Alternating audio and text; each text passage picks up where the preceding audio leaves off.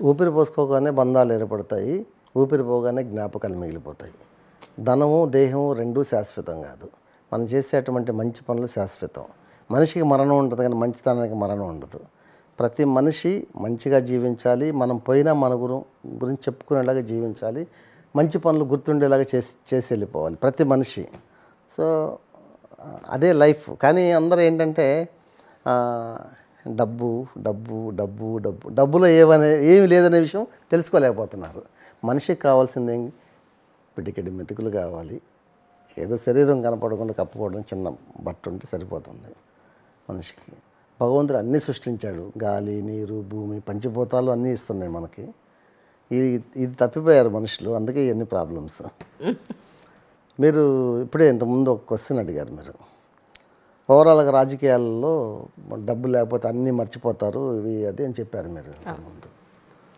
So దీంట్లో మీకు story కూడా చెప్పాలి ఇప్పుడు. అయ్యో తప్పకుండా. మీ వీడియో చాలా లెంత్ అయిపోతుంది. లేదు సార్, లేదు sir, please sir, me sir చెప్పండి. అంటే కర్ణుడు, దానకర్ణుడు అని చాలా మంచి పేరు ఉంటుంది కదా కర్ణుడికి. అయితే ఆయన ఒక వజ్రాల చెంబులో నూనె పెట్టుకొని తలంటు స్నానం చేయడం కోసం పెట్టుకొని ఉంటారు. కృష్ణుడు వస్తారు ఈ లోపు. కృష్ణుడు వచ్చి కర్ణ వజ్రాల చెంబు చాలా బాగుంది, నాకు కావాలి, ఇస్తావా అని అడిగితే వెంబటి తీసి ఇచ్చేస్తాడు ఎడం చేత. దానకర్ణుడు కదా, దానకర్ణుడు కదా, వెంబటి తీసి ఇచ్చేస్తాడు. కర్ణ నువ్వు ఎడం చేతి ఇచ్చావు, దానం ఎడం చేతి చేయకూడదు కదా అని అంటే, అయ్యో నువ్వు అడిగావు, మళ్ళీ ఈ చేతికి తెలిసేలోపు ఈ చేయమని చేస్తుందామని ఇచ్చేసాను టకమ్మని.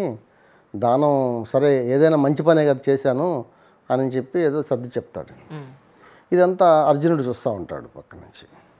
చూసి కృష్ణుడు అంటాడు, కృష్ణ నాకు కూడా ఈయన ఏమి లేదు, ఆయన దానకరుణని పేరు వచ్చింది, నాకు కూడా దానకరుణని దానం చేసినంత గొప్ప పేరు కావాలి నాకు కూడా, నేను కూడా దానం చేయడం మొదలు పెడతాను, నాకేం తక్కువ ఉంది, నేను కూడా దానం చేస్తున్నాడు. సరే చేయమంటాడు.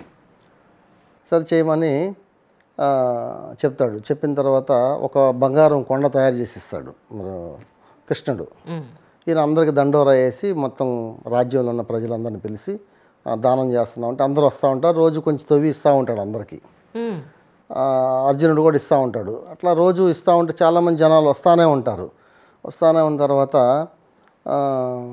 చెప్తాడు. అప్పుడు చూసి, ఏంటి కృష్ణ ఇంత దారుణమైన ప్రజలు, దానికి ఒక లిమిటేషన్ లేదా అసలుకి, ఎంత చేస్తే అంత వస్తానే ఉన్నారు, వస్తానే ఇంతమంది, ఏంటి నాకు విసుకొచ్చేసి నేను చేయలేని దానం, ఇంకా నా వల్ల కాదు అంటాడు. కొండ అలాగే ఉంటుంది, ఇంకా తరగదు అసలు కొండ. మరి ఎవరికైనా ఇచ్చేయమంటావనంటే, ఎవరికైనా ఇచ్చుకో బాబు, నాకు ఈ బాధ తప్పించు, నేను చేయలేను అంటాడు. సరే నేను కర్ణుడికి ఇచ్చేస్తానంటే, ఇచ్చేసుకో, అతనైతే చేస్తాడు, ఇచ్చేసుకోమని చెప్తాడు. సర్లే అని కర్ణుడిని పిలుస్తారు. పిలిచి, కర్ణ ఇదిగో ఈ కొండ ఉంది, బంగారం కొండ, నువ్వు దానం చేస్తావంటే చేసేస్తానంటాడు. సరే చేసేస్తానంటే ఇంకా ఆయన కూడా సరే తీసేసుకోమని ఇచ్చేస్తాడు. ఇస్తే ఆయన దండోరేపిస్తాడు మొత్తం ప్రజలందరికీ. బంగారం కొండ ఉంది, ఇస్తాను రండి అని పిలిపిస్తాడు. అందరిని పిలిచిన తర్వాత, ఇదో ఈ బంగారం కొండ ఉంది, ఎవరికి ఎంత కావాలో తవ్వుకొని తీసుకెళ్ళిపోడు అని చెప్పి వెళ్ళిపోతాడు. అంటే ఆయనకి దాని మీద ప్రేమ కానీ మోహం కానీ ఏమీ లేదు, దాని మీద ఇచ్చేసాడు అంతే. దానం చేయాలనుకో చేసేసాడు, ఇదంతా సంబంధం లేదు. అర్జునుడికి ఏంటి, దాని మీద ప్రేమ ఉంది, బంగారం ఆయనకు కూడా కావాలి, కొంచెం పూర్తిగా ఇవ్వడానికి మనసు ఒప్పదు, రకరకాలు ఉన్నాయి. అంటే డిఫరెంట్ అని దానంలో. అట్లాగే నాకు కూడా ఏం కోరికలు లేవు, గెలవాలి, గ్రావెల్ అమ్ముకోవాలి, ఇలా తీసుకమ్ముకోవాలి, ఏదో సంపాదించాలి, ఇంకోటి చేయాలనే ఏం కోరికలు లేవు. పదవి వచ్చిందంటే ప్రజలకు సేవ చేయడం, రాలేదంటే ఉన్న దాంట్లో సేవ చేయడం.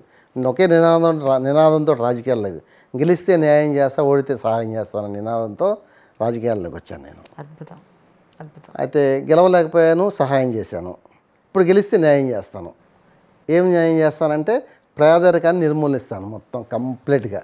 ఈ నియోజకవర్గంలో ప్రతి ఒక్కళ్ళు లక్షాధికారులు, కోటీశ్వరులే ఉండాలి తప్ప తిండికి లేనివాడు ఎవరు ఉండకూడదు, అలా తయారు చేస్తాను. భారతదేశంలోనే ఒక నెంబర్ 1 లాగా తయారు చేస్తాను ఇది ఈ నియోజకవర్గాన్ని.